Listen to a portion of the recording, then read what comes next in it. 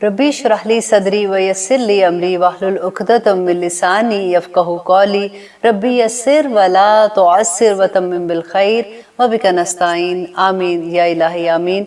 रब्बना hub लना मिन अज़वाजिना व ज़ुर्रिय्यातिना क़ुर्रता अयुन वजअलना लिल मुत्तक़ीना इमामा। अल्लाहुम्मा इन्नी अस्अलुका इल्मन नाफ़िअ व रिज़्क़न तय्यबा व अमलन मुतक़ब्बला। सल्लल्लाहु अला हबीबिही सय्यदिना मुहम्मदिन व आलिहि वसल्लम। अस्सलामु अलैकुम व रहमतुल्लाहि व बरकातुहू। कैसे हैं आप लोग?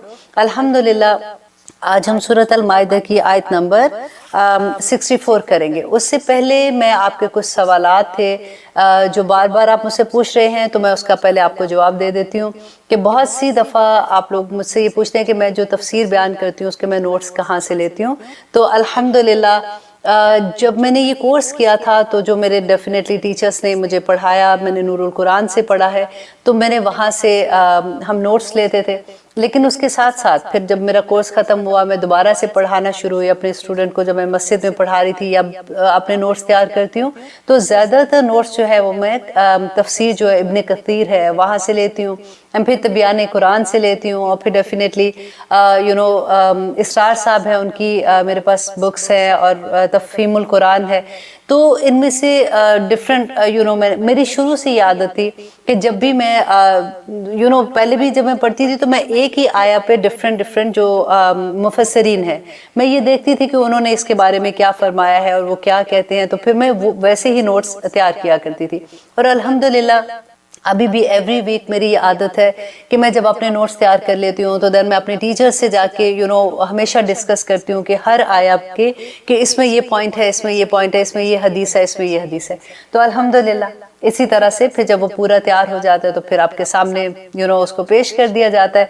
तो थैंक यू वेरी मच, आप लोग पसंद करते हैं। सबसे अच्छी बात तो ये है कि अल्लाह का एहसान है कि आप लोगों को अच्छा लगता है, और अल्लाह सुब्हानहू व तआला हमें अमल करने वाला बना दे। आमीन सुम्मा आमीन। आज जुम्मा है तो मैं थोड़ा सा आपको दरूद शरीफ के बारे में बताना चाह रही थी कि देखिए सूरत अहज़ाब में अल्लाह सुब्हानहू व तआला आयत नंबर 56 में कहते हैं कि इन्नल्लाह व मलाइकतहू युसल्लूना अलन नबी या अय्युहल्लज़ीना आमनू सल्लू अलैहि व सल्लिमू तस्लीमा। देखिए कितनी खूबसूरत बात है कि अल्लाह सुब्हानहू व तआला जो खुद कह रहे हैं कि इन्नल्लाह व मलाइकतहू, कि बेशक अल्लाह और उसके फरिश्ते क्या करते हैं, नबी सल्लल्लाहु अलैहि वसल्लम पर रहमतें नाजिल करते हैं। तो फिर अल्लाह सुब्हानहू व तआला कहते हैं, ए लोगो जो ईमान लाए हो, तुम भी नबी सल्लल्लाहु अलैहि वसल्लम पे दुरूद व सलाम भेजो। नबी सल्लल्लाहु अलैहि वसल्लम ने कहा था कि आप हज़रत अनस की रवायत है कि वो कहते हैं कि कोई आदमी उस वक़्त तक मोमिन नहीं हो सकता जब तक कि वो अपनी औलाद, अपने वालिदैन और बाकी तमाम लोगों से ज़्यादा मुझसे मोहब्बत ना करे। देखिए कितनी बड़ी बात है, क्योंकि इस वक्त तो बात हो रही है ना। देखिए आप लोग जो भी प्रोग्राम सुन रहे हैं या बाद में भी डेफिनेटली सुनते रहेंगे, आप ये देखिए कि ये क्राइटेरिया जो नबी सल्लल्लाहु अलैहि वसल्लम ने दिया है, उस पर हमें ये सोचना है कि क्या हमारे दिल में नबी सल्लल्लाहु अलैहि वसल्लम की ये जगह है कि हम अपने वालिदैन, अपनी औलाद, अपने जानने वाले हर इंसान से ज़्यादा हम नबी सल्लल्लाहु अलैहि वसल्लम से मोहब्बत करते हैं, तो तभी हम मोमिन होंगे। और फिर एक और हदीस मैं आपसे शेयर करती हूँ कि हज़रत अबी बिन काब फरमाते हैं कि मैंने रसूलुल्लाह सल्लल्लाहु अलैहि वसल्लम से पूछा कि मैं आप पे कसरत से दुरूद भेजता हूँ, अब मैं ये चाहता हूँ कि आप मुझे ये बताएं कि मैं अपनी दुआ का कितना हिस्सा दुरूद के लिए रखूं। तो नबी सल्लल्लाहु अलैहि वसल्लम ने कहा कि जितना तुम चाहते हो। तो उसने फिर हज़रत आप कहते हैं कि मैंने कहा कि क्या मैं 1/4 हिस्सा जो है अपनी दुआ का वो मैं दुरूद शरीफ पढ़ा करूं? तो नबी सल्लल्लाहु अलैहि वसल्लम ने कहा कि अच्छा करोगे, लेकिन अगर तुम इससे भी ज़्यादा कर सको। तो कहते हैं कि मैंने कहा कि ओके, फिर मैं हाफ हिस्सा जो है, निस्फ हिस्सा जो है वो मैं दुरूद शरीफ पढ़ा करूं। तो नबी सल्लल्लाहु अलैहि वसल्लम ने कहा कि अच्छा करोगे, लेकिन अगर तुम इससे भी ज़्यादा कर सको। तो फिर नबी सल्लल्लाहु अलैहि वसल्लम को उन्होंने क्या कहा था कि मैं 2/3 हिस्सा जो है वो मैं दुरूद शरीफ पढ़ा करूं। तो नबी सल्लल्लाहु अलैहि वसल्लम ने फिर वही जवाब दिया कि अच्छा करोगे, लेकिन अगर इससे भी ज़्यादा पढ़ सको। तो फिर अभी जो काब हैं, अभी बिन काब कहते हैं कि मैंने कहा कि या रसूलल्लाह, मैं अपना पूरा वक्त दुरूद शरीफ पढ़ता रहूँगा। तो नबी सल्लल्लाहु अलैहि वसल्लम ने कहा कि ये तेरे लिए, तेरे दुनिया के जो गम हैं, परेशानियाँ और मुसीबतें हैं, ये उनके लिए काफ़ी हो जाएगा। और फिर इसके अलावा नबी सल्लल्लाहु अलैहि वसल्लम ने कहा कि तेरे गुनाह के लिए, जो भी तू गुनाह करेगा उसकी बख्शिश का बायस बनेगा। ये तिरमिज़ी की हदीस है। اور اب دیکھیے اسی طرح سے کیونکہ ہم لوگ جب بھی میں یہ اپنا لیکچر تیار کر رہی ہوتی ہوں تو کوئی بھی ایسی بات جو آتی ہے، کیونکہ آج جمعہ بھی تھا اور درود شریف ہم لوگ بہت زیادہ بھی پڑھتے ہیں، ویسے تو ہر روز ہی پڑھتے ہیں، لیکن ایک جمعے کی وجہ سے تھوڑا سا اور بھی ذہن میں آتا ہے کہ ہمیں اور زیادہ پڑھنا چاہیے، تو پھر میں نے سوچا کہ میں تھوڑا سا آپ کو حدیث شیئر کرتی ہوں۔ جب بھی ہم ایسی حدیث پڑھتے ہیں تو پھر ہمیں شوق بھی زیادہ آتا ہے، پھر ہم اس سے ریمائنڈر کال، ابھی ہم حدیث کا کورس کر رہے ہیں، تو اس میں مشکات المصابیح میں کچھ وضو کے بارے میں پڑھی تھی، تو I just wanted to share with you all کہ کیونکہ وضو ایک ایسی چیز ہے کہ اسپیشلی جب ہم جاب پہ ہوتے ہیں تو ہمیں یہ ہوتا ہے کہ اس وقت وضو کرنا تھوڑا مشکل ہو جاتا ہے، یا کبھی شادیوں پہ گئے ہوتے ہیں تو اس وقت بھی ہمیں لگتا ہے کہ پورا تیار ہوتے ہیں، میک اپ کیا ہوتا ہے تو وضو مشکل ہوتا ہے۔ اور آپ نے اکثر یہ بھی بات سنی ہوگی، تو لوگ کہتے ہیں اگر وضو نہ کرنا ہوتا نا تو میں پھر پورے 5 وقت کی نماز پڑھتی، لیکن کیونکہ جب ہم ایسی حدیث پڑھتے ہیں جس میں نبی صلی اللہ علیہ وسلم نے وضو کی اہمیت کو بتایا، تو پھر ہمارا یہ دل ہوتا ہے کہ نہیں کچھ بھی ہو ہم نے وضو تو کرنا ہی کرنا ہے، کیونکہ اتنا اجر اس کا۔ کیونکہ ابو ہریرہ کہتے ہیں کہ جب کوئی مومن بندہ وضو کرتا ہے اور جب وہ اپنا چہرہ دھوتا ہے، سب سے پہلے نا اپنا چہرہ جب وہ دھوتا ہے تو اس کی سارے وہ گناہ جو اس کی آنکھ نے کیے ہوتے ہیں وہ سارے دھل جاتے ہیں اس کے ساتھ۔ جب وہ اپنے ہاتھ دھوتا ہے تو نبی صلی اللہ علیہ وسلم نے کہا کہ اس کے ہاتھوں کے سارے گناہ دھل جاتے ہیں، جب وہ اپنے پاؤں دھوتا ہے تو اس کے پاؤں کے سارے گناہ دھل جاتے ہیں اور وہ بالکل پاک اور صاف ہو جاتا ہے۔ ماشاءاللہ دیکھیے، اور پھر حضرت عمر کہتے ہیں کہ رسول اللہ صلی اللہ علیہ وسلم نے فرمایا کہ وضو کرنے کے بعد جب کوئی یہ دعا پڑھتا ہے، سیکنڈ جو کلمہ ہے نا، اشہد لا الہ الا اللہ و اشہد ان محمدًا عبدہ و رسولہ، اور کئی روایات میں یہ آتا ہے کہ اللہم اجعلنی من التوابین واجعلنی من المتطہرین، تو جب یہ پڑھتا ہے تو جنت کے 8 دروازے اس کے لیے کھول دیے جائیں گے دا ڈے آف ججمنٹ، اور اس کو 8 دروازوں سے آواز دی جائے گی کہ وہ اس دروازے سے اندر داخل ہو جائے۔ کتنی خوبصورت بات ہے۔ دیکھیے اگر سورۃ قدر کے بارے میں آتا ہے اِنَّا أَنزَلْنَاهُ فِي لَيْلَةِ الْقَدْرِ، اس کے بارے میں آتا ہے کہ اگر وضو کرنے کے بعد آسمان کی طرف دیکھ کے یہ سورہ پڑھی جاتی ہے تو اس سے آنکھوں کی بنائی جو ہے وہ ٹھیک رہتی ہے۔ تو اللہ سبحانہ تعالیٰ ہمیں توفیق عطا کرے، کیونکہ جب ہم ایسی باتیں پڑھتے ہیں، ایسی احادیث کو جانتے ہیں تو پھر ہمیں کوئی چیز مشکل نہیں لگتی ہے، اور اللہ سبحانہ تعالیٰ ہمارے لیے آسان بھی کر دیتے۔ اب دیکھیے یہاں پہ جو ہم نے پہلے پڑھا تھا، پہلی حدیث میں ہم یہ دیکھ رہے تھے کہ آنکھوں کے گناہ چلے جاتے ہیں، ہاتھ کے چلے جاتے ہیں، پاؤں کے چلے جاتے ہیں، تو یہاں پہ میں تھوڑا سا آپ کو ایکسپلین کر دوں کہ گناہ 2 طرح کے ہیں۔ جیسے یہاں پہ جن گناہوں کی بات ہو رہی ہے وہ گناہ جو صغیرہ گناہ، چھوٹے گناہ ہے نا، لیکن کبیرہ گناہ جو ہیں وہ جب تک ہم توبہ نہ کریں تو وہ معاف نہیں ہوتے۔ تو ہمیں اللہ سبحانہ تعالیٰ سے توبہ بھی تو دیکھیں کتنی آسان ہے کہ آپ نے 2 رکعت نماز نفل پڑھے، اللہ سبحانہ تعالیٰ سے عہد کیا کہ یا رب العالمین جو گناہ ہو گئے اس کے بعد میں اب یہ نہیں کروں گی، تو آپ مجھے معاف کر دیں۔ تو اللہ سبحانہ تعالیٰ کی کتنی خوبصورت کیا کہنا چاہیے کہ انکریجمنٹ تو ہوتی ہے ایسے پڑھ کے۔ تو اللہ سبحانہ تعالیٰ کا وعدہ تو دیکھے نا کہ تمہارے دنیا میں زمین آسمان سے بھرے ہوئے گناہ بھی لے کے آؤ گے تو اللہ سبحانہ تعالیٰ کہتے ہیں وہ سارے معاف کر دیں گے۔ سبحان اللہ، سبحان اللہ۔ اب دیکھیے بندہ مومن جب ہماری زندگیوں میں شعوری طور پہ قرآن کھولتا ہے، ایک تو وہ گھرانوں کی بات ہے جن کو جو بچپن سے ایسے گھر میں پیدا ہوتے ہیں جو دینی گھر ہوتے ہیں جس میں بچے شروع سے دین کو جانتے ہیں، لیکن کچھ لوگ ایسے ہوتے ہیں جیسے میں اپنی اگزامپل دیتی ہوں کہ جب شعوری طور پہ قرآن میری زندگی میں بھی کھلا تھا تو پھر تو آنسو ہی نہیں نہ رکتے، پھر بندہ یہ سوچتا ہے کہ میں کس طرح سے ایسے کام کروں کہ اللہ سبحانہ تعالیٰ کو منا لوں، کیونکہ ہوتا کیا کہ پہلے بھی ہم نے ایک کام کر رہے ہوتے ہیں، لیکن جو اس کے ساتھ ساتھ برائی والی چیزیں ہیں، جب قرآن کو ہم انڈرسٹینڈ کر کے سمجھ کے پڑھتے ہیں تو پھر ہمیں لگتا ہے کہ اوکے یہ بھی غلط ہے، ایسے نہیں کرنا چاہیے، ایسے بھی نہیں کرنا چاہیے۔ تو پہلے کیا ہوتا ہے کہ نیکی کے ساتھ ساتھ ہم وہ کام بھی آرام سے کر رہے ہوتے ہیں، تو ہم سمجھتے ہیں کہ ہم تو اچھے کام کر رہے ہیں کیونکہ نیکیاں بھی تو ساتھ ساتھ چل رہی ہوتی ہیں۔ لیکن جب ہماری زندگی میں قرآن کھلتا ہے نا، پھر سب سے خوبصورت یہ چیز ہوتی ہے کہ پھر وہ والا پارٹ جو ہوتا ہے نا اس کو ہم چھوڑنا شروع ہوتے ہیں، ایک ایک برائی ہمارے اندر سے نکلتی ہے۔ الحمدللہ پھر صدقے جاؤں اللہ سبحانہ تعالیٰ کے کہ اتنے پیار سے اللہ سبحانہ تعالیٰ بندے کو کہتے ہیں جو توبہ کرتے ہیں کہ دیکھو تو نے گناہ نہیں کیا، یہ تو شیطان نے تجھے بہکایا تھا، اب تو نے توبہ کر لی ہے تو اللہ سبحانہ تعالیٰ تمہارے سارے گناہ نیکیوں میں بدل دے گا۔ سبحان اللہ، सुभान अल्लाह। तो यही बात जब मैं पढ़ी थी वज़ू के बारे में, तो हम अल्लाह सुब्हानहू तआला से साथ ये भी दुआ करते हैं कि या रब्बुल आलमीन हमें तौफीक अता कर कि हम हर नमाज में अपना वज़ू कर सकें, ताकि हम ये सवाब जो है इसको हासिल कर सकें। अब दुआओं के बारे में सम टाइम ये होता है कि आप लोग मुझे पूछते हैं कि अच्छा फलां प्रोग्राम में आपने ये दुआ पढ़ी थी तो वो आप हमें भेज दें। तो मैंने इस दफ़ा आसानी के लिए ये किया हुआ है कि आप अगर मेरा फेसबुक पेज है तफसीरुल कुरान विद आयशा खालिद, वहाँ पे अगर आप जाते हैं तो आपको सारी वज़ू की जो भी दुआएं हैं मैंने उसमें डाल दी हैं। और अब से मैंने यही सोचा है कि जब भी जिस प्रोग्राम में मैं अगर कोई भी दुआ आप लोगों को बताती हूँ तो इंशाल्लाह वो मैं उस पेज में डाल दिया करूँगी, ताकि आप आसानी से उसको हासिल कर लें। और आप आसानी से, क्योंकि जब देख के याद करते हैं तो बहुत आसानी से याद हो जाती हैं। अब इंशाल्लाह हम करते हैं सूरत अल माइदा आयत नंबर 64।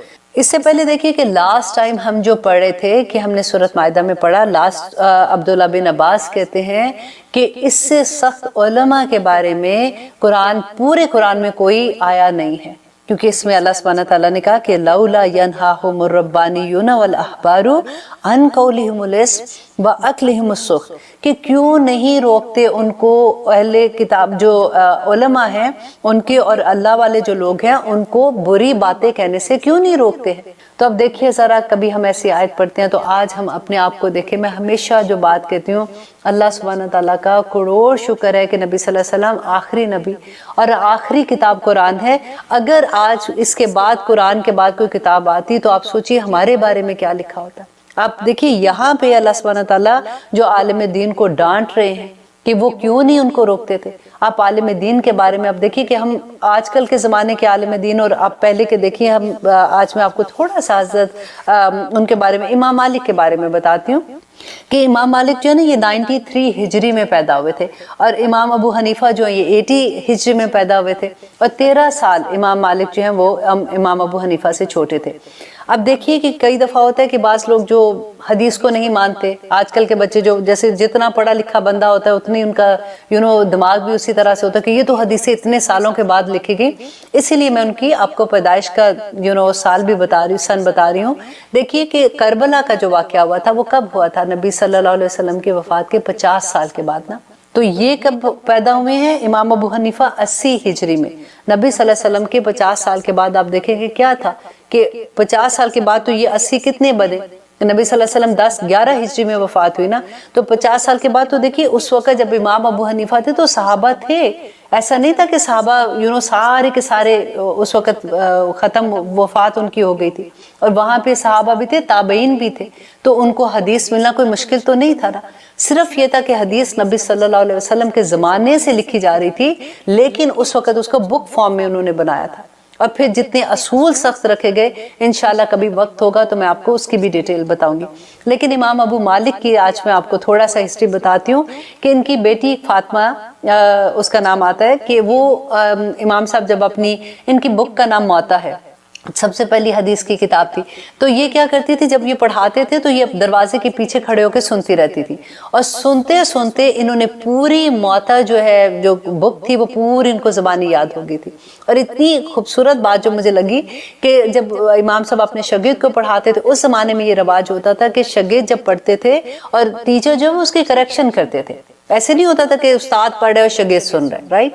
तो जब शागिर्द पढ़ रहे होते थे तो ये दरवाजे के पीछे होती थी, तो जहाँ पे वो कोई गलती करते थे ना तो अपने नाखून से टिक टिक करके आवाज़ ऐसे देती हैं। तो इमाम साहब कहते हैं कि मुझे पता लग जाता था कि यहाँ पे शागिर्द ने कोई गलती की है कि फातिमा टिक टिक कर रही है वहाँ पे।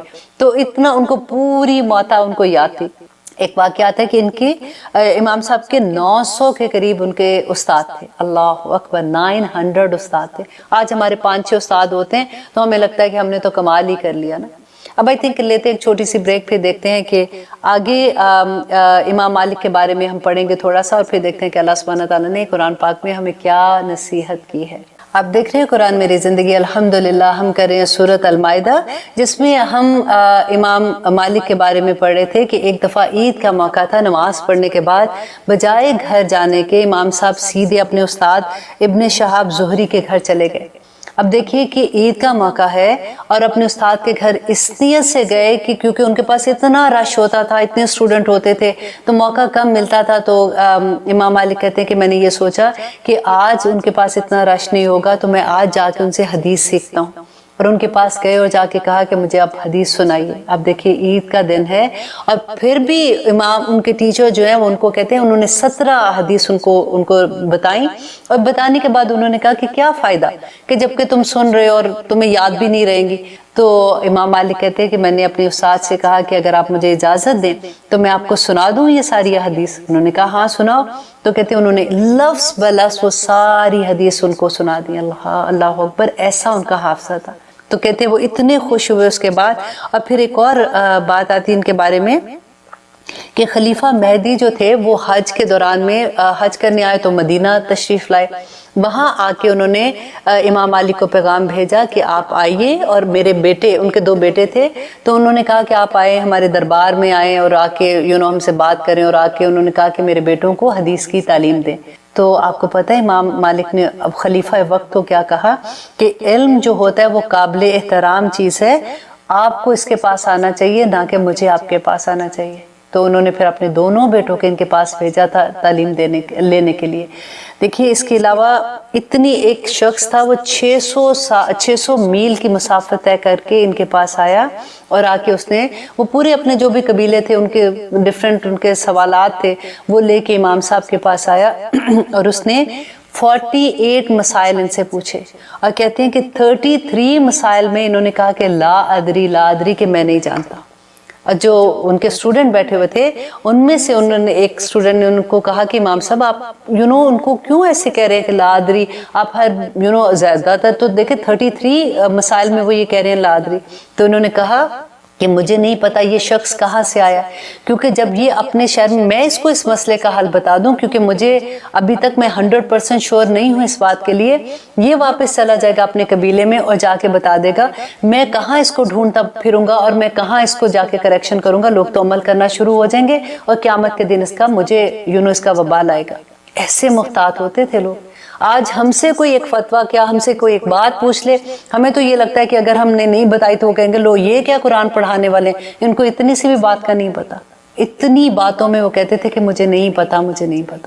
اور امام سیوطی کے بارے میں آتا ہے کہ وہ کیا کہتے کہ اس وقت کا جو حکمران تھا نا سلطان محمد غزنوی, انہوں نے ان کو خط لکھا, امام سیوطی کو خط لکھا کہ آپ آئیں ہمارے پاس, ہم آپ کو ملنا چاہتے ہیں. تو انہوں نے آگے سے جواب میں پتہ ہے کیا لکھ کے بھیجا کہ میں اپنی کھلی آنکھ سے نبی صلی اللہ علیہ وسلم کا دیدار کرتا ہوں, مجھے یہ ڈر ہے کہ کہیں وہ میرے سے یہ سعادت نہ چھن جائے, میں آپ کو ملنے نہیں آنا چاہتا ہوں. دیکھیے یہ لوگ اتنا ڈرتے تھے کہ وقت کے جو حکمران تھے ان کو ملنے سے کہ کہیں کیوں نہیں ملتے تھے, اس لیے ان کو یہ ڈر ہوتا تھا کہ کیونکہ ان کے پاس وہ مال دے کے یہ نہ ہو کہ وہ ان کے مطابق اپنے فتویٰ چینج کر لیں, یا ان کے روب میں آ کے کوئی ایسی بات نہ کہہ دیں جو اللہ سبحانہ تعالیٰ کو پسند نہیں. ان کے تقوی کا یہ عالم تھا. اب دیکھیے کہ یہاں پہ جو علماء یہود کو اللہ سبحانہ تعالیٰ نے کہا کہ کیوں نہیں روکتے ان کو, تو آج کے علماء کو دیکھیے کہ اب تو ہمیں یہ لگتا ہے نا کہ ساری بات حکومت پہ ڈال دو, حکومت کا کام ہے وہ یہ کرے وہ یہ نہ کرے, باقی کام کسی کا بھی کچھ نہیں ہے. دیکھیے ان کے ساتھ کیا تھا کہ ان کی کتاب جو تھی توراہ کیا تھی کہ علماء کے ہاتھ میں تھی نا, باقی لوگوں کے کیا تھا, حالانکہ توراہ سب کو پڑھنا کوئی منع تو نہیں تھا, لیکن انہوں نے توراہ کو چھوڑ دیا تھا, علماء پڑھتے تھے اور اگر ان کو کوئی مسئلہ ہوتا تھا تو جا کے ان سے پوچھتے تھے. اب دیکھیے قرآن جیسے یہ تو ہمارے سب کے ہاتھ میں ہے نا, اگر کوئی ایسا مسئلہ ہوتا ہے جیسے مسئلہ قوم وراثت کا ہے, اگر یہ طلاق کا ہوتا ہے یا کوئی ایسا وہ حلال حرام کا مسئلہ ہوتا ہے کہ جہاں پہ ہم کبھی ایسا ہوتا ہے کہ مشکل میں آ جاتے ہیں تو علماء دین سے پوچھنے جاتے ہیں. لیکن عام چیز جو ہے جو ہماری زندگی کی زندگی گزارنے کے اصول جو ہیں وہ سارے کے سارے, نماز روزہ حج زکوٰۃ, ہمسائے سے کیسے بات, ماں باپ کے حقوق, بہن بھائیوں کے حقوق, ہر چیز تو بینہ ہے قرآن میں, اس کے لیے تو ہمیں کسی کی ضرورت نہیں پڑتی ہے نا. تو اللہ سبحانہ تعالیٰ یہاں پہ اسی لیے علماء کی بات کریں کہ وہ ان کو صحیح راہ کیوں نہیں بتاتے. اور آگے یہاں پہ جو کہتے ہیں وقالت الیہود, اور کہا یہود نے ید اللہ مغلولہ کہ اللہ کا ہاتھ بندھا ہوا ہے, نعوذ باللہ, کہ جیسے اللہ سبحانہ تعالیٰ بخیل ہو گئے. تو یہاں پہ یہ بات کس نے کہی تھی؟ دیکھیں ایک شخص تھا یہود کا جس نے یہ بات کہی تھی, تو کیونکہ کسی نے منع نہیں کیا تھا تو اللہ سبحانہ تعالیٰ نے سبھی کو اس کے اندر لیا. اور آگے جو یہ آگے اللہ سبحانہ تعالیٰ جو بدعا دے رہے ہیں نا ان کو, کہ وہ اس نے کہا تھا کہ اللہ کا ہاتھ بندھا ہوا ہے, غلت ایدیہم, کہ بند دیے گئے ان کے ہاتھ, وَلُوئنُوا, اور ان پہ لعنت کی گئی. یہ جو بددعا تھی نا ان کے لیے وہ ایک شخص کے کال پہ تھی. دیکھیے ان کا یہاں پہ عقیدہ خراب نہیں تھا, وہ اللہ سبحانہ تعالیٰ کو ایک مانتے تھے. اس وقت کے تو وہی مسلمان تھے نا, وہ اللہ کو مانتے تھے. ان کی بات غلط کہنے پہ اللہ سبحانہ تعالیٰ نے اتنی بڑی بات کہ اللہ نے کہا کہ ان پہ لعنت بھیج دی گئی. اب دیکھیے ہمارے آپ دیکھیے جوکس کرتے ہوئے ہمیں کبھی یہ خیال آتا ہے کہ اللہ سبحانہ تعالیٰ کو کیا چیز بری لگ جائے گی؟ ہم تو بڑے آرام سے اتنی بڑی بڑی بات کہہ دیتے ہیں. اللہ سبحانہ تعالیٰ ہمیں معاف کرے. اور آگے دیکھیے اللہ سبحانہ تعالیٰ کہتے ہیں بما قالو, اس وجہ سے جو انہوں نے کہا تھا, بل یداہ, لیکن اللہ کے دونوں ہاتھ, یدا دو ہاتھ کو کہتے ہیں نا, بلکہ دونوں ہاتھ, مبسوطتان, اللہ سبحانہ تعالیٰ کے دونوں ہاتھ کھلے ہوئے ہیں. اللہ سبحانہ تعالیٰ دیکھیں نبی صلی اللہ علیہ وسلم نے کہا کہ اگر آدم علیہ السلام سے لے کے قیامت تک جتنے انسان اور جن ہیں وہ ایک میدان میں اکٹھے ہو جاتے ہیں اور ان کے دل میں جو خواہش ہے وہ اللہ سبحانہ تعالیٰ سے مانگے اور اللہ سبحانہ تعالیٰ ہر انسان اور ہر جن کی ہر خواہش پوری کرے, تو بھی اللہ سبحانہ تعالیٰ کے خزانوں میں اتنی بھی کمی نہیں آئے گی کہ جیسے ایک بڑا پورا سمندر کے اندر آپ ایک چھوٹی سی آپ سوئی لے کے نکال کے دیکھتے ہیں نا, تو سوئی کو جتنا پانی لگا ہوا ہے, اللہ اکبر, اتنا بھی اللہ کے خزانوں میں کمی نہیں آتی ہے. اور یہ جو بات انہوں نے کہی تھی نا کہ اللہ کے ہاتھ بندھے ہوئے ہیں, یہ کیسے کہی تھی, کہ مذاق کون سا, ان کے کس بات سے اللہ سبحانہ تعالیٰ نے کہا تھا کہ یہ جو قرآن میں سورۃ حدید میں آیت آئی تھی کہ من ذا الذی یقرض اللہ قرضا حسنا, کہ کوئی ہے جو اللہ کو قرض حسنا دے, تو اس پہ انہوں نے مذاق اڑانا شروع کیا کہ لو اب یہ جو مسلمان ہے نا ان کا تو جو خدا ہے وہ اب فقیر ہو گیا ہے, اب یہ ان سے مانگ رہا ہے کہ ان کو قرض دے دو. تو دیکھیے نبی صلی اللہ علیہ وسلم نے فرمایا کہ اللہ سبحانہ تعالیٰ کے تو دونوں ہاتھ کھلے ہوئے ہیں. اللہ تو وہ ہے کہ جو ایک نیکی کا اگزامپل کیسے دی تھی سورہ بقرہ میں ہم پڑھے نا, کہ ایک دانے کی طرح ہے, جیسے اس کو بویا جاتا ہے تو اسے 7 بالیاں نکلتی ہیں اور ہر بالی کے اوپر 100 دانے, 700 گنا اللہ سبحانہ تعالیٰ بڑھا کے دیتا ہے. آپ اللہ کی راہ میں ایک چھوٹی سی نیکی کریں, اللہ سبحانہ تعالیٰ نے کہا کہ نہ صرف 700 گنا بلکہ اس سے بھی زیادہ بڑھا دیتا ہے. اور پھر اس کے علاوہ نبی صلی اللہ علیہ وسلم نے کہا, ابو ہریرہ کہتے ہیں کہ اللہ فرماتا ہے کہ تم خرچ کرو میں تم پر خرچ کروں گا. سبحان اللہ, دیکھیں کہاں ہمارا خرچ کرنا اور کہاں اللہ سبحانہ تعالیٰ کا خرچ کرنا, کہ تم میری راہ میں خرچ کرو تو اللہ سبحانہ تعالیٰ کہتے ہیں کہ میں تم پر خرچ کروں گا. اور فرمایا کہ اللہ کے دونوں ہاتھ بھرے ہوئے ہیں, رات و دن میں ہمیشہ خرچ کرنے سے اس کے خزانے میں کوئی کمی نہیں آتی ہے.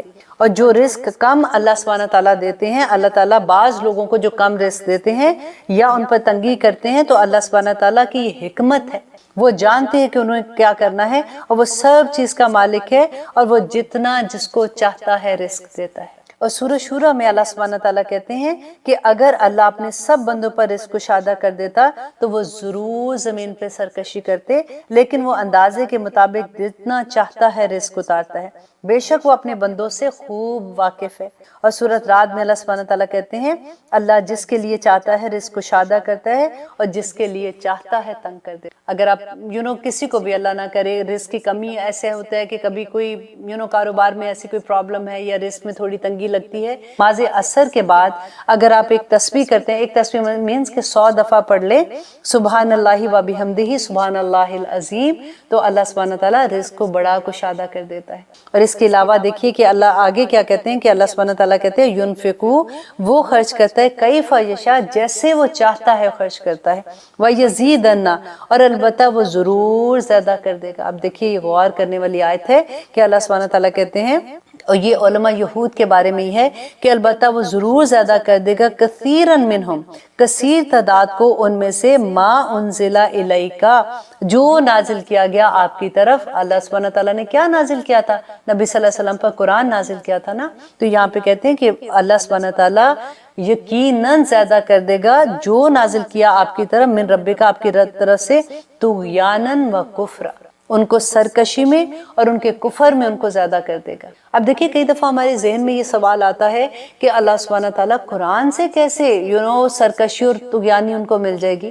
لیکن آپ دیکھیے ہم نے جب قرآن شروع میں پڑھتے ہیں تو ہم کیا پڑھتے ہیں, ذالک الکتاب لا ریب فیہ ھدی للمتقین, کہ اس میں ہدایت کس کے لیے ہے, متقیوں کے لیے ہے. ہم نے 2 پروگرام پہلے بھی اس بات پہ ڈسکشن کیا تھا نا کہ دیکھیے اللہ سبحانہ تعالیٰ کی محبت تو جاری اور ساری ہے, اللہ کی رحمت بھی جاری اور ساری ہے. یہ ڈیپینڈ کرتا ہے بندے پہ کہ وہ اس رحمت کو کیسے اپروچ کرتا ہے. اس کی एग्जाम्पल मैंने आपको दी थी कि एक माँ की मोहब्बत है। देखिए माँ की मोहब्बत और बाप की मोहब्बत जारी और सारी होती है और वो हमेशा रहती है बच्चों के लिए।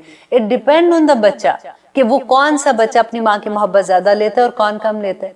बाज बच्चे इजहार करने वाले होते हैं, बाज नहीं करने वाले होते। जो इजहार करने वाले होते हैं वो इतने चिपकू होते हैं कि माँ को वैसे उससे मोहब्बत ज्यादा हो जाती है। और एक और एग्जाम्पल मैं आपको यहाँ पे देती हूँ, आई थिंक उससे आपको ज्यादा अच्छे से अंडरस्टैंडिंग होगी। तो फॉर एग्जाम्पल दूध है ना, दूध तो अच्छा ही होता है। अगर छोटे बच्चे हैं, जैसे एक बच्चे की पूरी खुराक होती है, वही दूध है जो कुछ बच्चों के लिए उसको एलर्जी कर देता है। अब ये दूध का तो कसूर नहीं है कि दूध खराब है, ये दूध अच्छा है। इट डिपेंड ऑन द हालत ऑफ द उस बच्चे की कि उसको वो दूध सूट करता है कि नहीं करता, और उसकी वजह से वो उस दूध को नहीं पी सकता क्योंकि उसके अंदर की जो खराबी है उसकी वजह से वो चीज को नहीं ले सकता। राइट? आप देखिए कितने लोगों को इस तरह से एलर्जी होती है। एक चीज एक के लिए ठीक है, दूसरे के लिए वो ठीक नहीं होती है। इसी तरह से ये कुरान जो है ना, ये सरासर हिदायत है। अल्लाह सुब्हानहू तआला ने कहा कि एक एक लफ्ज पे 10-10 नेकियां मिलती हैं, लेकिन जिनके दिल के अंदर कजी है, जिनके दिल साफ नहीं है, उनको इससे कोई खैर नहीं मिलेगी, क्योंकि इधर खैर नहीं है ना। इधर आपके अंदर अगर वो क्लियर नहीं है आपका, जैसे हम कहते हैं ना कि दिल साफ कर लो, अगर इधर कुछ गलत है ना तो वहां से वो हिदायत नहीं ले सकते आप। अल्लाह सुब्हानहू तआला को पहचानने के लिए, अल्लाह से मोहब्बत करने के लिए, अल्लाह का कुर्ब हासिल करने के लिए, नबी सल्लल्लाहु अलैहि वसल्लम का कुर्ब हासिल करने के लिए, कुरान से हिदायत लेने के लिए यहाँ सफाई करनी पड़ेगी। सबसे पहले अपने नफ्स पे काम करना पड़ेगा, फिर जाके अल्लाह सुब्हानहू तआला वो सब कुछ अता कर देते। अब देखिए दूसरा अल्लाह सुब्हानहू तआला आगे कहते व अलक़ैना, और डाल दी हमने बैनहुम दरमियान उनके अल अदावत अदावत वल बग़दा, और बुग़्ज़ डाल दिया कि इनके दरमियान में। एक तो ये था कि देखिए जो अहले किताब में से कौन थे, दो ही तो थे ना, क्रिश्चियन और यहूद की बात हो रही है कि इनकी आपस में भी दुश्मनी थी। अब देखिए सूरत बुरूज में जैसे अल्लाह सुब्हानहू, उस वक़्त के तो मुसलमान यहूदी थे ना, तो यहूदियों ने ईसाइयों के साथ क्या किया था कि जो गड़ा खो दिया था और उसमें आग जलाई थी और इनको सबको आग में फेंक दिया था। तो अल्लाह सुब्हानहू तआला ने कुरान में उनका जिक्र किया था। इसके अलावा देखिए इंशाल्लाह फिर अब एक छोटी सी ब्रेक लेते हैं, फिर देखते हैं कि आगे इनके बुक्स एंड दावत की वजह जो है वो हमें हिस्ट्री में क्या मिलती है। आप देख रहे हैं कुरान मेरी जिंदगी, अल्हम्दुलिल्लाह हम कर रहे हैं आयत नंबर 64 सूरत अल माइदा। अब देखिए यहाँ पे हम जो पढ़ रहे थे कि अल्लाह सुब्हानहू तआला कहते हैं कि क़यामत तक ये बददुआ थी इनके लिए कि अल्लाह सुब्हानहू तआला ने इनके दिलों में एक दूसरे के लिए बुग़्ज़ एंड अदावत डाल दी थी। अब आपको मैंने पहले भी इनकी हिस्ट्री थोड़ी सी बताई थी कि किस तरह से बुख नसर ने इनके साथ जब इन पे हमला किया था तो फिर क्या हुआ था। और फिर जब रोमियो के साथ इनकी लड़ाई हुई थी, वो क्रिश्चियन थे ना, रोमियो के साथ लड़ाई हुई थी, तो उनका जो जनरल था जिसका टाइटस नाम था ना, उसने किस तरह से एक दिन में 1,33,000 जो यहूदी थे उसको कत्ल कर दिया गया था। और फिर कैसे इनको, और फिर हैकले सुलेमानी भी तो उसी वक्त गिरा दिया था ना, और वहां से सारों को निकाल दिया था। जो ये मदीना में आके आबाद हुए थे, ये उसके बाद ही तो वहां से निकले थे। अब जब ये मदीना में आते हैं तो वहां के आबाद हुए थे, तो ये क्यों मदीना में आए थे, वजह क्या थी? क्योंकि इनकी किताबों में ये लिखा हुआ था कि आखिरी रसूल जो है वो यहाँ पे आएंगे, इसी एरिया में आएंगे। तो जब भी इनकी किसी से लड़ाई होती थी तो ये उससे कहा करते थे कि हमारा नबी आएगा, हम उसके साथ मिलकर तुमसे लड़ेंगे। और क्योंकि हमने देखा कुरान में अल्लाह सुब्हानहू तआला ने बता दिया था कि ये नबी सल्लल्लाहु अलैहि वसल्लम को ऐसे पहचानते थे जैसे ये अपने बेटों को पहचानते। मानते क्यों नहीं थे? इस वजह से नहीं मानते थे क्योंकि इनमें ये बुग़्ज़ था, इनके अंदर ये था कि क्योंकि जितने नबी अभी तक आए हुए थे वो हजरत इसहाक की नस्ल में से थे ना, ये सारे के सारे नबी जो थे, और ये नबी सल्लल्लाहु अलैहि वसल्लम हजरत इस्माइल की नस्ल में से थे। तो इनको ये था कि हमारी तो दुकानदारी जो है, सारे लोग तो हमें मानते, क्योंकि मदीना में जो लोग थे वो तो इनको बड़े पढ़ा लिखा समझते थे ना, और सारे पैसा भी इनके पास था, दौलतमंद भी यही थे, और इनका बड़ा एक रोब था। अगर कोई मसला होता था तो लोग जाके इनसे पूछते थे, इनके उलमा के पास जाते थे। उनको ये था कि अगर हम नबी सल्लल्लाहु अलैहि वसल्लम को मानेंगे तो लोगों का तो सारा ध्यान उधर चला जाएगा, तो हमारी तो दुकानदारी बंद हो जाएगी। वहां पे फिर इन्होंने, इनका कारोबार भी ये होता था कि ये लोग असला बनाया करते थे और फिर सूदी कारोबार करते थे, उस पर सूद पे ये असला देते थे। तो इस वजह से ये क्या करते थे, ये कबाइल को आपस में लड़ाया करते थे। जब कबाइल आपस में लड़ते थे तो डेफिनेटली फिर वो इन्हीं से असला खरीदते थे, इसी तरह से इनका कारोबार चमकता था। तो नबी सल्लल्लाहु अलैहि वसल्लम जब मदीना आते हैं, सबसे पहले आके इन्होंने क्या किया था, वहां पे मुआहिदा कर लिया था इनके साथ کہ دیکھو اگر کوئی بھی باہر سے حملہ کرے گا تو ہم سب مل کے اس کے اگینسٹ حملہ کریں گے اور ہم مدینہ میں رہتے ہوئے ہم ایک دوسرے کا سنبھالیں گے۔ اب کیا ہوا کہ یہ معاہدہ کرنے کے بعد ہر دفعہ معاہدہ توڑ دیتے تھے۔ اب یہ قریش مکہ کو یہ کہتے تھے کہ دیکھو تم باہر سے آؤ حملہ کرنے، ہم اندر سے حملہ کریں گے اور ہم ان کو ختم کر دیں گے۔ اور ایک وقت ایسا آیا تھا کہ مدینہ سے یہ تینوں قبائل کو نکال دیا گیا تھا، اور جب وہاں سے نکالا گیا تو پھر جا کے یہ کہاں پہ آباد ہوئے تھے؟ خیبر میں آباد ہوئے تھے۔ خیبر میں ان کی عادت ہے یہ بڑے بڑے قلعے بنا کے رہتے تھے۔ اور یہاں پہ میں آپ کو خیبر کی جنگ کی تھوڑی سی واقعہ سناتی جاؤں تاکہ بہت انٹرسٹنگ ہے، کیونکہ ہم ساتھ ساتھ ہسٹری بھی جان رہے ہوتے ہیں تو ہمیں اور بھی مزہ آتا ہے کہ اچھا آگے کیا ہوا تھا۔ جیسے ہمیں جانتے ہیں کہ اچھا نبی صلی اللہ علیہ وسلم کے زمانے میں پھر کیا ہوا تھا، پھر ایسے کیسے چیزیں ہوئی تھی۔ تو خیبر کی جب جنگ ہوئی تھی تو نبی صلی اللہ علیہ وسلم جب وہاں پہ جا کے لشکر سارا بیٹھ گیا تھا، وہاں پہ جا کے جو خیبر کے بعد ابھی بیٹھے تھے، تو نبی صلی اللہ علیہ وسلم نے وہاں پہ جب اناؤنس یہ کیا کہ کل ہم خیبر کو فتح کریں گے۔ خیبر جو تھا نا یہ قلعوں میں تھا، جیسے پہلا قلعہ فتح ہونا تھا، پھر دوسرا قلعہ، پھر تیسرا قلعہ۔ تو جب صحابہ کو یہ خوشخبری دی کہ کل ہم خیبر کا پہلا قلعہ فتح کریں گے، تو اس وقت انہوں نے ساتھ نبی صلی اللہ علیہ وسلم نے کہا کہ خیبر اس شخص کے ہاتھوں فتح ہوگا جو اللہ اور اس کے رسول سے محبت کرتے ہیں اور اللہ اور اس کا رسول اس سے محبت کرتے ہیں۔ صحابہ کہتے ہیں کہ ہمارے دل میں آج سے پہلے اتنی لالچ کبھی نہیں ہوئی کہ ہم میں سے ہر کوئی یہ سوچ رہا تھا کہ شاید اللہ کے رسول جو ہیں وہ کل ہمیں وہ جھنڈا پکڑے، کیونکہ جھنڈا دیتے تھے نا جو بھی سب سے پہلے آگے جاتا تھا۔ تو حضرت عمر کہتے ہیں کہ مجھے آج سے پہلے اتنی لالچ کبھی نہیں ہوئی تھی کہ میں صبح اٹھا اور میں جا کے سب سے پہلے کوشش کی کہ میں جاؤں اور جا کے میں نبی صلی اللہ علیہ وسلم کے پاس جا کے بیٹھوں، اور جب میں وہاں پہ گیا تو لوگ آئے ہوئے تھے، کافی لوگ آئے ہوئے تھے، تو میں اونچا ہو کے بیٹھتا تھا تاکہ نبی صلی اللہ علیہ وسلم کو میں نظر آؤں، کیونکہ بات اتنی بڑی تھی نا کہ نبی صلی اللہ علیہ وسلم نے کہا کہ وہ شخص جو اللہ اور اس کے نبی سے محبت کرتے ہیں اور اس کے علاوہ وہ اللہ اور اس کے نبی سے محبت کرتے ہیں۔ تو نبی صلی اللہ علیہ وسلم جب سارے آگے تو نبی صلی اللہ علیہ وسلم نے دیکھا کہ حضرت علی نہیں ہے، تو انہوں نے صحابہ سے پوچھا کہ علی کہاں ہے؟ تو انہوں نے کہا کہ ان کی آنکھ میں ان کو تکلیف ہے۔ انہوں نے کہا کہ ان کو بلائے۔ جب حضرت علی آئے تو نبی صلی اللہ علیہ وسلم نے اپنے لعاب دہن جو ہے ان کی آنکھ پہ لگایا، تو ان کی آنکھ ایسے ہوگی کہ کبھی ان کو کوئی تکلیف ہی نہیں تھی۔ تو جب وہ ٹھیک ہوئے تو نبی صلی اللہ علیہ وسلم نے جھنڈا حضرت علی کے ہاتھ میں پکڑایا، اور جو پہلا قلعہ فتح ہوا تھا وہ حضرت علی کے ہاتھ سے فتح ہوا تھا خیبر میں۔ یہی میں آپ کو سنانا چاہ رہی تھی۔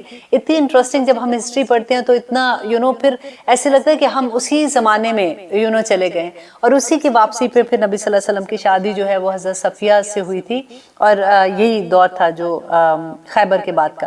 تو یہاں پہ اب اللہ سبحانہ تعالیٰ جو آگے کہتے ہیں کہ کلما، کہ جب کبھی کدو انہوں نے بڑکائی نارا آگ للحربی جنگ کے لیے، اطفاہا تو بجھا دیا اللہ نے، وَيَسْعَوْنَا اور وہ دوڑ دھوپ کرتے تھے، فی الارض زمین میں فساد کے لیے۔ اب دیکھیے یہاں پہ فساد کا جو لفظ ہے کہ پہلے تو اللہ سبحانہ تعالیٰ کا یہ جو لفظ ہے آپ دیکھیے سینٹنس آپ غور کیجئے کہ اللہ سبحانہ تعالیٰ کہتے ہیں کہ جب کبھی وہ جلاتے تھے آگ فساد کی یا جنگ کی تو اللہ سبحانہ تعالیٰ اس کو بجھا دیتے تھے۔ آج آپ دیکھیے اگر اپنے اوپر یہ آیت لیجئے کہ اللہ سبحانہ تعالیٰ اپنے مومن بندوں پہ اگر کبھی کوئی مشکل وقت آ جائے کہ آپ اپنی صفائی پیش نہ کر سکیں یا کسی ایسی مشکل میں آئے، اللہ سبحانہ تعالیٰ پہ توکل کر کے دیکھیں، اللہ سبحانہ تعالیٰ ساری چیز کو ختم کر دیں۔ جو آپ کے اگینسٹ لوگ ہیں نا، یہ تو دشمن کی بات ہے، ہم اپنے گھروں کی بات کرتے ہیں۔ ابھی کبھی ایسا ہوتا ہے کہ بہو نہیں آتی ہے، اگر اللہ نہ کرے کبھی ایسا سسرال سے واسطہ پڑ جاتا ہے کہ جو اس پہ کوئی ایسی بات آ جاتی ہے کہ وہ اپنے آپ کو کلیئر ہی نہیں کر پاتی، کبھی وہ اپنے خامن کو صفائی پیش کرتی ہے، کبھی ساس کو کرتی ہے، اللہ نہ کرے اگر ایسی سچویشن ہوتی ہے تو آپ دیکھیں کہ یہاں پہ جو میں اگزامپل دینا چاہ رہی تھی کہ اگر وہ سچ پہ ہے اور اللہ پہ توکل کرنے والی ہے، اللہ سبحانہ تعالیٰ وہ آگ بجھا دیں گے، اللہ سبحانہ تعالیٰ وہ غلط فہمیاں دور کر دیں گے، یہ اللہ کا وعدے ہیں۔ اللہ سبحانہ تعالیٰ مومن کو کبھی رسوا نہیں کرتے ہیں۔ اور پھر آگے اللہ سبحانہ تعالیٰ نے کہا وَيَسْعَوْنَ فِي الْأَرْضِ فَسَادًا، کہ وہ بھاگتے ہیں زمین میں فساد کرنے کے لیے، واللہ اور اللہ لا يحب المفسدین، اللہ فساد کرنے والوں کو پسند نہیں کرتے ہیں۔ اب یہاں پہ فساد کا لفظ دیکھیے کہ جب اللہ سبحانہ تعالیٰ نے فرشتوں سے یہ کہا تھا کہ وہ آدم علیہ السلام کو ایک کریٹ کرنے والے ہیں، تو فرشتوں نے کیا جواب دیا تھا کہ آپ ایسی مخلوق کو کریٹ کریں گے جو زمین میں فساد کرے گی۔ تو اللہ سبحانہ تعالیٰ نے کیا کہا تھا کہ تم وہ نہیں جانتے ہو جو میں جانتا ہوں۔ تو اللہ کہتے ہیں کہ اللہ نہیں پسند کرتے فساد کرنے والوں کو۔ यहाँ पे मैं फिर से रिपीट वही बात कर देती हूँ कि देखिए अल्लाह सुब्हानहू तआला ने जब कहा था आदम अलैहिस्सलाम को सजदा करने के लिए, तो क्या हुआ था, फरिश्तों ने तो सजदा कर लिया था। फिर अल्लाह सुब्हानहू तआला ने आदम अलैहिस्सलाम को वो नाम सिखाए, फरिश्तों के सामने पेश किया, उन्होंने कहा हम नहीं जानते जो आप जानते हैं। फिर अल्लाह सुब्हानहू तआला ने उनको हुक्म दिया और उन्होंने समेना व अताना किया और सजदा कर लिया। लेकिन इब्लीस ने सजदा नहीं किया था और उसने क्या अल्लाह सुब्हानहू तआला से कहा था कि मुझे मोहलत दे क़यामत तक के लिए, ताकि मैं ये वो प्रूफ ये करना चाहता था, क्योंकि उसको ये था कि मैं इतना इबादत गुजार, क्योंकि इब्लीस जो था ये फरिश्तों में उठता बैठता था, ये फरिश्ता तो नहीं था ना, ये जिन था और ये फरिश्तों में बैठता उठता था। देखिए इतना इबादत गुजार कि उसका मुकाम उसको ये दिया अल्लाह सुब्हानहू तआला ने, फरिश्तों में बैठना उठना शुरू कर दिया था। और उसमें ये गुरूर आ गया कि मैं तो बना हुआ हूँ स्मोकलेस फायर से, और ये तो मिट्टी से बना हुआ है, मैं इसको सजदा कैसे करूं। देखिए अल्लाह का एक हुक्म उसने नहीं माना था, और उसकी इबादत की जरा ट्रेल देखें कि वो कितना इबादत गुजार था, और उसने अल्लाह का एक हुक्म नहीं माना, और अल्लाह सुब्हानहू तआला ने कहा तू मरदूद है, तू यहाँ से निकल जा। हम कितने अहकामात नहीं मानते, हम कितने अहकामात को कान से सुनने की भी कोशिश नहीं करते, हमें लगता है कि कोई इम्पोर्टेंट ही नहीं। देखिए उसने एक सजदे से इनकार किया था, जस्ट वन सजदा आदम को। एक्चुअली तो उसने अल्लाह का हुक्म से इनकार किया था ना। हम एक फजर में कितने सजदों का इनकार कर देते। ये अल्लाह का करम है, अल्लाह रहीम है, करीम है, इसीलिए तो हम चलते फिरते हैं। ऐसा तो नहीं कभी हुआ कि अल्लाह सुब्हानहू तआला हमारी टांगे तोड़ दे कि अब बिस्तर से उठ के तो देखो जरा। दुनिया के लिए तो बड़े भागते हो, जॉब के लिए तो 8-8 घंटे यूं खड़े रहते हो, क्योंकि वो नजर आता है ना बाद में पेचेक मिलना है। अल्लाह सुब्हानहू तआला के वादे तुम्हें नजर नहीं आते, जो आखिरत में अल्लाह सुब्हानहू तआला ने इतने करम करने हैं। अल्लाह सुब्हानहू तआला अपने मोमिन बंदों को कभी रुसवा नहीं करेंगे। हम अल्लाह का गुरूर है ना, तो अल्लाह सुब्हानहू तआला कहते हैं कि जब भी उनके खिलाफ कोई भी ऐसी बात होगी, अल्लाह सुब्हानहू तआला उनको कभी रुसवा नहीं करेंगे। और आगे देखिए अल्लाह कहते हैं वलाउ अन्ना, और अगर बेशक अहलल किताबी, अहले किताब आमनु ईमान लाते, वतकू और वो तकवा इख्तियार करते, लकफरना तो अलबत्ता जरूर दूर कर देते हम अनहुम उनसे सय्यात हैं, कि हम उनसे उनकी गुनाहों को, उनकी बुराइयों को दूर कर देते। वाला अदखुलन्नहुम तो अलबत्ता हम जरूर दाखिल करते जन्नातिन नाइम, उनको नेमतों की जन्नतों में दाखिल कर देते। देखिए कितनी बड़ा इनाम है।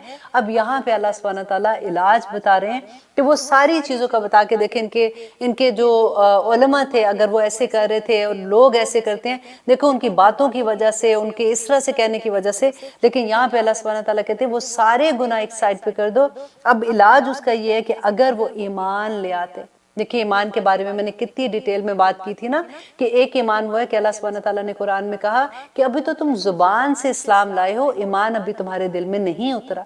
कि अल्लाह करे कि हम ईमान को अपने दिल से एक्सेप्ट करें, और हमारे दिल के अंदर जो बीज है ईमान का, वो जब वो फूटता है ना बीज, तो वो फिर हमारे जवारे पे नजर आता है। यहाँ पे अहले किताब को अल्लाह सुब्हानहू तआला कहते हैं अगर वो ईमान ले आते, किस पे ईमान लाते, नबी सल्लल्लाहु अलैहि वसल्लम पर ईमान लाते, वत्तकौ और अगर वो तकवा इख्तियार करते, अल्लाह से डरते, और अगर वो ये दोनों चीजें करते, लकफ्फरना अन्हुम सय्यातिहिम तो हम उनसे उसकी बुराइयों को दूर कर देते, उनके गुनाहों को दूर कर देते। देखिए आज भी अल्लाह सुब्हानहू तआला का यही वादा है, सबके साथ ये वादा है कि आज भी अगर हम ईमान दिल से ले आएंगे और हम अल्लाह सुब्हानहू तआला से डरेंगे, तो अल्लाह सुब्हानहू तआला हमारे सारे गुनाह माफ कर देंगे, अल्लाह सुब्हानहू तआला हमारी बुराइयों को हमसे दूर कर देंगे, और अल्लाह सुब्हानहू तआला हमको जन्नतुल फरदौस में दाखिल करे। आमीन सुम्मा आमीन। अल्लाह करे कि हम ऐसे लोग हों। देखिए तकवे के बारे में हजरत उमर से किसी ने पूछा था कि तकवा क्या है, इतनी खूबसूरत उन्होंने डेफिनेशन दी थी कि तकवा ये है कि जैसे आप एक राहदारी में जा रहे हैं, दुनिया है जैसे, दुनिया को उन्होंने एक राहदारी के साथ तशबीह दी कि आप राहदारी में जा रहे हैं तो दोनों तरफ आपके कांटे हैं। पूरी दुनिया में आप जहां भी जा रहे हैं, पूरी दुनिया जैसे हमारा नफ्स की बुराइयां, हर चीज की पूरी तरफ कांटेदार झाड़ियां, आप उसमें से कैसे गुजरेंगे? आप अपने दामन को बचा के, अपने दुपट्टे को, अपने चादरों को, अपनी शलवार को, अपने हर चीज को बचा के उसे गुजरेंगे ना। बिल्कुल ऐसे ही है। अल्लाह सुब्हानहू तआला हम सबको तकवा अता करे, और दुआ किया कीजिए कि अल्लाहुम्मा आती नफ्सी तकवाहा व ज़क्कीहा अंत खैरुम मिन ज़क्काहा अंत वलियुहा व मौलाहा। आमीन सुम्मा आमीन। यहाँ पे इंशाल्लाह अब हम प्रोग्राम का वक्त ख़त्म होता है, फिर देखते हैं कि इंशाल्लाह अल्लाह सुब्हानहू तआला आगे क्या फरमाते हैं। अगली दफ़ा हम इतनी खूबसूरत आयात आती हैं, हर दफ़ा मैं ये सोचती हूँ कि आज का जो प्रोग्राम है ना, इसमें बहुत खूबसूरत आयात थी, लेकिन अगले प्रोग्राम में लगता है कि इससे भी खूबसूरत मैसेज है। और ऑफ कोर्स कुरान का हर लफ्ज़ ही इतना खूबसूरत है, और अल्लाह सुब्हानहू तआला ने इतनी खूबसूरती से हमें समझाया है कि अल्लाह करे कि उतनी ही खूबसूरती से हमारे दिलों के अंदर उतर जाए। आमीन सुम्मा आमीन। अब इंशाल्लाह अगले प्रोग्राम में मिलेंगे। अस्सलामु अलैकुम व रहमतुल्लाहि व बरकातहू।